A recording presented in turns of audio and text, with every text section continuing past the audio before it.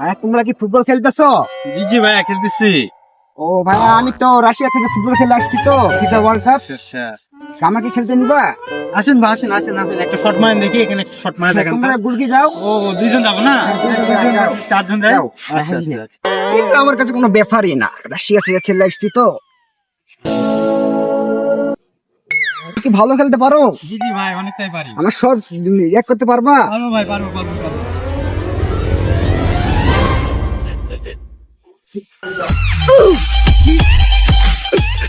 ও ভাই কি শট মারলেন ভাই, ও ভাই ভাই একটা স্কিল দিয়ে একটা শট মারেন তো ভাই। আচ্ছা ভাই, মারতেছি, তুমি দাঁড়াও, মারতেছি। আচ্ছা, দুইজন দেখাবো না একজন খারাপ? দাও, দুজন দাঁড়াও। ঠিক আছে।